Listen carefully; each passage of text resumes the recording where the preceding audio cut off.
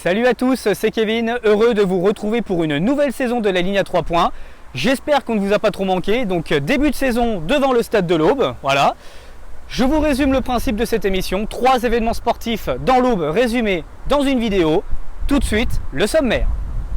Et pour la première de cette saison, retour sur le match de l'Estac face à Lens. Un peu plus tard dans la soirée, le match de motoball où le Souma recevait Neuville. Et enfin, le dimanche, nous sommes allés à la 50e course de côte à Mongueux. Et on commence avec la 5e journée de Domino's League 2. L'Estac recevait encore le Racing Club de Lens. On rappelle que Lens nous a éliminés il y a 3 mois lors des playoffs pour l'accession en Ligue 1. Il y a 15 jours au premier tour de la Coupe de la Ligue. Mais cette fois-ci... Oui Kevin, je me permets d'intervenir pour laisser une petite pensée à ce jeune supporter de l'Estac qui venait de recevoir le maillot de Kevin Fortuné cette semaine en cadeau d'anniversaire. Malheureusement, il ne pourra plus le voir jouer sauf s'il va en Iran. Merci Ghislain. Et justement, sans Kevin Fortuné récemment parti dans un club iranien, l'Estac signe enfin son premier succès de la saison à domicile. Victoire 2-0. Premier but signé Kiki Kouyaté dans les arrêts de jeu de la première période.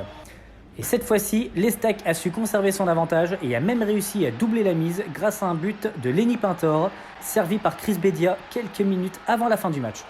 Un bijou réalisé par 2 nouvelles recrues offensives, saluées par le coach Laurent Batles. Oui, Chris a fait quand même un gros match, notamment dans la tenue du ballon et pour faire monter le bloc.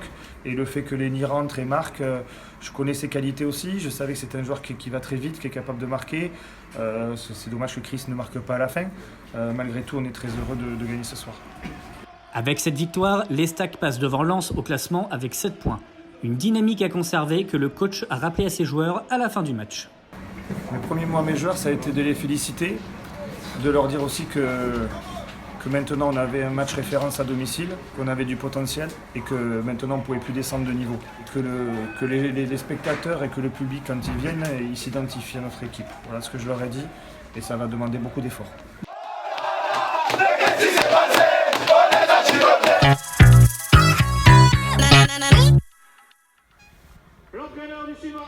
On fait 50 mètres à pied sur la droite du stade de l'Aube et on atterrit au stade Gaston-Arbouin pour un match de motoball. Un stade tellement plein à craquer que certains supporters faisaient encore la queue alors que le match entre le Suma, premier du championnat, et Neuville avait commencé. S'il y a match sur le terrain chaque soir, il y a aussi match en cuisine avec Jean-Louis Terrine, le roi des frites. Il a dû nourrir plus de 2800 personnes ce soir-là. En moyenne, tu t'en as combien de kilos de frites? On va dire, allez, la moyenne, on va dire 283 entre les deux. 200. Ah oui, c'est le deuxième match, oui, voilà, c'est ça. Et d'ailleurs, avec Pascal Grenier, le journaliste de l'Est Éclair, on assure chaque soir notre rôle de goûteur.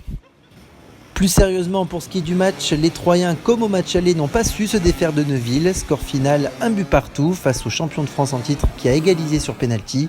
C'est pourtant Quentin Flores qui a ouvert le score lors du deuxième quart-temps. Il a donc enfin pu marquer contre son ancienne équipe qui, pour le coup, ne lui a pas fait du tout de cadeau. Ouais, forcément, je suis fier d'avoir mis un but à Geoffrey parce qu'en 3 rencontres, j'en avais pas mis.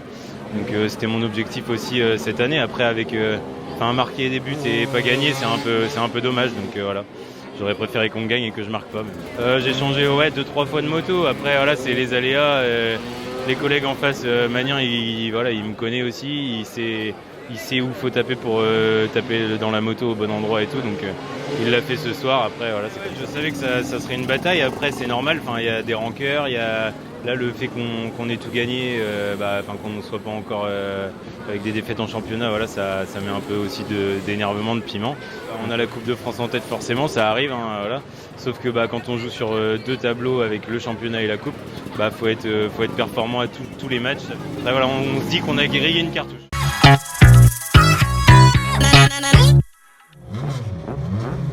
On reste dans le sport mécanique pour terminer cette ligne à 3 points avec la 50e course de côte de Mongueux. Juste avant, un petit coucou à nos 3 Miss Aube.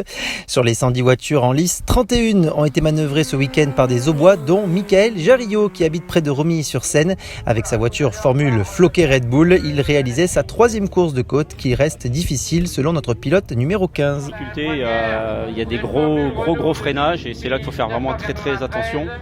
La parabole aussi, la parabole, faut savoir vraiment bien l'apprendre. Donc moi j'apprends encore, hein, donc je pense avoir trouvé la bonne trajectoire. Il y a des petits pièges, hein, il y a des petits pièges, tout le monde les connaît et c'est voilà, faut pas se faire avoir et puis on n'a pas trop le droit à l'erreur non plus quoi, en fait. Hein. J'aimerais bien arriver à tomber dans les 1-4, dans les 1-4 quelque chose, ça me plairait, mais si je peux encore aller en dessous, on va essayer. Voilà, on va faire tout pour. Eh bien, son temps aura été exaucé puisqu'il a exactement fait ce chrono en terminant 20e. Pour ce qui est du champion du jour, il s'agit de Pierre Mayer qui bat le record de cette course en 55 secondes et 616 millièmes. Le troisième nous vient de Bar-le-Duc, un autre Mayer. David Pierre a effectué cette montée de 1,9 km par tradition. Parce que c'est une course mythique, mon père il l'a gagné des dizaines de fois ici, alors donc on reprend le flambeau, on va dire. Oh, bah, j'aimerais bien au moins faire le temps que j'avais fait avec ma F2, c'est 56-200 je crois que j'ai dû faire ici. Eh bien c'est même mieux puisque le Meusien a réalisé cette course de côte en 56 secondes et 104 millièmes, c'est toujours plus rapide que le chrono du vainqueur du boudinomètre lors de la fête du cochon à Estissac. Régis Gérard succède à Didier Bergère en engloutissant ce dimanche 1 mètre de boudin noir en 2 minutes 50.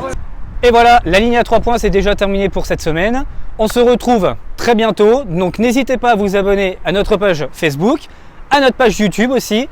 Et je vous l'annonce, prochainement des cadeaux à gagner, dont des places de l'Estac. Donc abonnez-vous, suivez l'actualité et à la prochaine.